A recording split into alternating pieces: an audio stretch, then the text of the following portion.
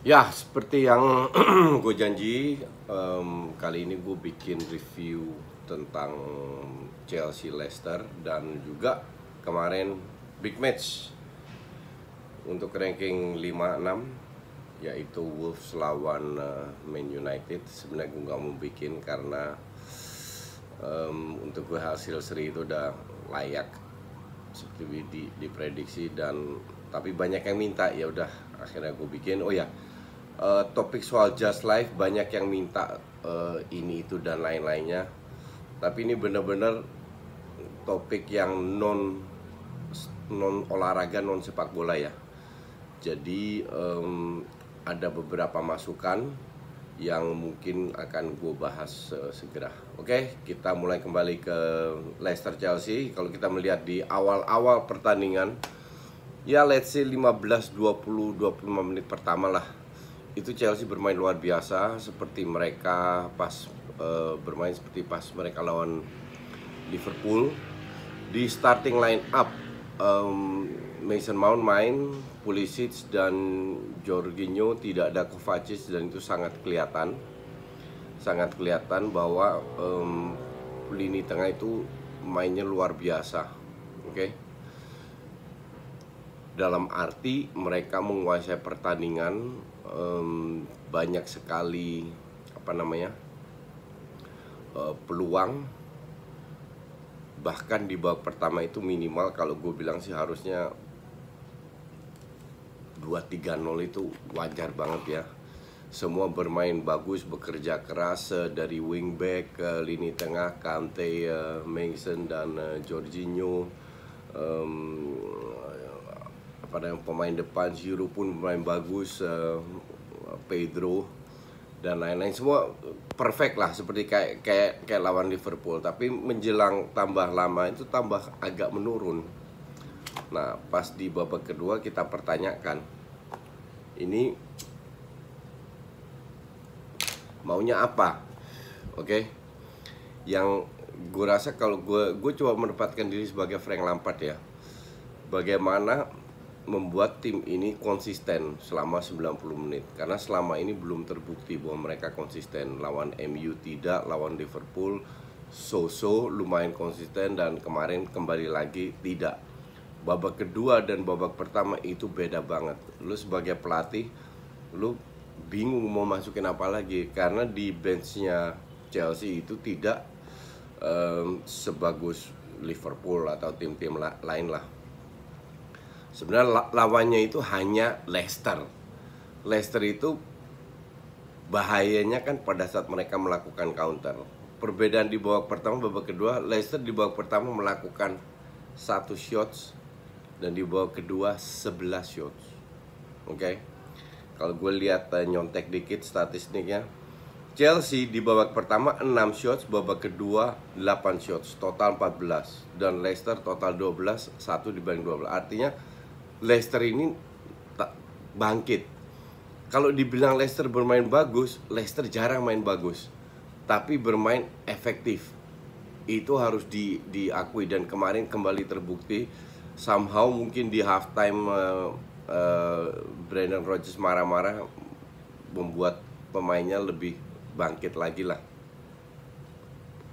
Dan skor 1-1 itu untuk gue secara overall 90 menit itu layak. Oke. Pada saat Jorginho diganti Kovacic dan William masuk juga, waduh, itu benar-benar mulai ancur-ancurannya di situ. Jadi benar-benar Kovacic, entah itu Barkley, itu sebenarnya nggak boleh main lagi lah, kecuali kalau mereka unggul 3-4-0 baru mainkan kedua pemain itu. William passingnya ancur-ancuran, semua sebelah parah lah. Tapi yang sebuah plus point adalah Mason Mount kembali membuktikan bahwa ini pemain lebih baik daripada Lingard dan Dele Alli ya, untuk bermain di belakang striker. Luar biasa positioningnya, semua dia kelihatan. Ini pemain masih, jam terbangnya masih cetek. Berapa kali yang dimana dia harus passing, dia masih tidak passing. Tapi visi dan bakatnya itu sangat kelihatan bahwa ini akan menjadi pemain bagus ke depannya kalau seandainya dia berkembangnya sesuai dengan harapan. Tapi untuk Chelsea ya yang penting sekarang konsisten. Mereka bisa bermain luar biasa bagusnya kayak lawan Liverpool, kayak 15 menit pertama lawan Leicester. Tapi ya kita tahu untuk menjadi atau nggak usah juara lah, masuk 4 besar di Liga Inggris itu bukan tim yang hebat, tapi tim yang konsisten. Kita boleh kadang bermain buruk, tapi dengan mindset atau fighting spirit yang benar kita bisa meraih full point. Dan itu dengan berapa peluang yang didapatkan oleh Chelsea, mereka gagal kemarin. Jadi kembali lagi, gue agak kasihan sama Frank Lampard. PR-nya masih jauh, PR-nya masih banyak membuat pemain ini konsisten dan bermain. Mungkin dia harus adaptasi strategi pada saat Willian dan Kovacic main. Karena Willian suka dribbling, memperlambat sirkulasi bola. Nah itu mungkin harus sedikit dirubah. Oke, itu Chelsea Leicester 1-1. Perjalanan untuk Chelsea masih panjang, tapi gue lihat kalau pada saat Lampard bisa membuat tim ini bermain sesuai dengan dia inginkan, ini tim akan menjadi momok buat semua tim, termasuk buat MCT dan Liverpool.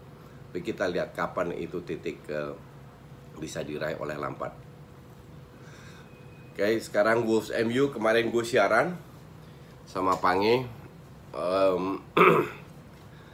Pange seperti biasa selalu optimis yang berlebihan. Tapi harus gue akui bahwa MU bermain bagus banget di babak pertama. Sampai gue bilang kepada Pange, ini ada apa dengan Wolves? Karena Wolves pada saat halftime gue bilang Wolves ini tidak bermain sesuai dengan kapasitasnya, sesuai dengan identitasnya.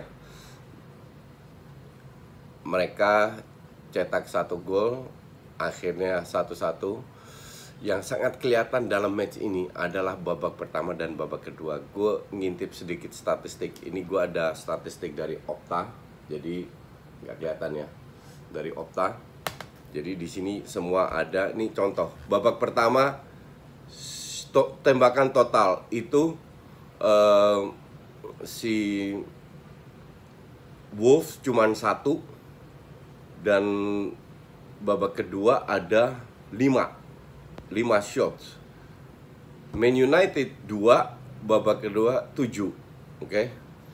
Nah, babak pertama dari sisi ball possession nggak terlalu berubah. Babak pertama Man U 70%, 69 69%, Wolves 31%. Babak kedua Wolves sudah dari 31 ke 40%. Ini bilang. Bedanya kemarin di match itu murni di babak kedua 20 menit pertama. Oke. Babak pertama Wolves tampil terlalu, kalau lu nonton TVRI gue bilang Wolves ini tampil too sweet, terlalu nurut, terlalu baik, sehingga kelihatan MU itu bermain luar biasa bagusnya. Positioning semua bagus. Mereka nyaris gak kejar bola. Kalau kejar bola setengah-setengah. Itu benar-benar Wolves diobok-obok di babak pertama. Udah bagus cuman 1-0. Oke. Di babak kedua mulai Adam Traore masuk. Adam Traore masuk menggantikan Doherty di sayap kanan, tetap bermain dengan 3-5-2. Bedanya cuma 1. Kalau gue bilang bukan perubahan strategi, perubahan mental, perubahan fighting spirit yang ditunjukkan oleh Wolves itu benar-benar luar biasa.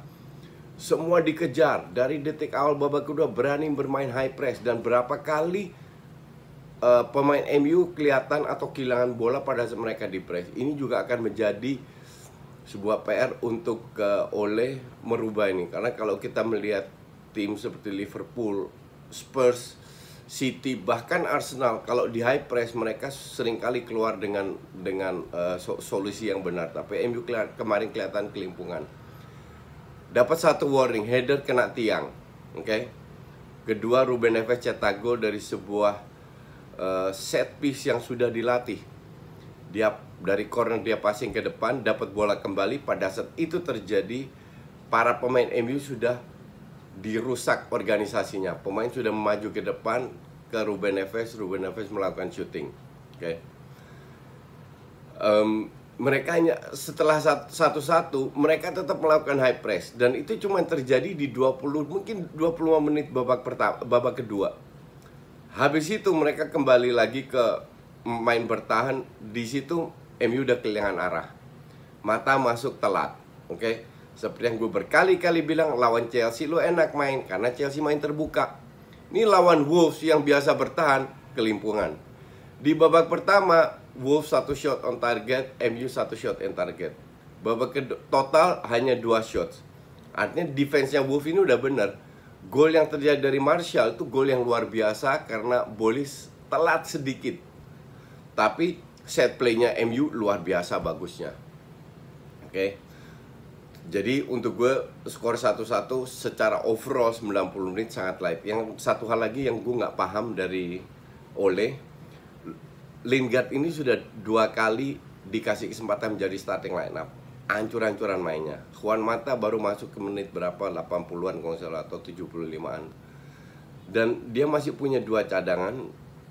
Kenapa dia tidak memasukkan itu? Itu hanya baru dimasukkan di menit 89, 88, 89, dimasukin 2 orang sekaligus. Buat apa lu memasukkan itu dengan situasi di mana lu praktis 35 menit, 30 menit lu harus cetak gol.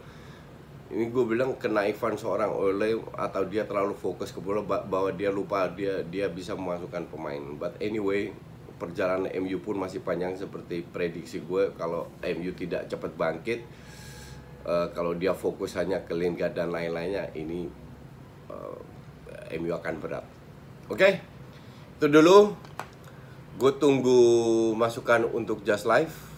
Dan kita bertemu lagi nanti hari Kamis. Gue ke Thailand, kemungkinan gue rekaman di sana dengan timnas, melakukan beberapa uji coba. Oke, thanks for watching.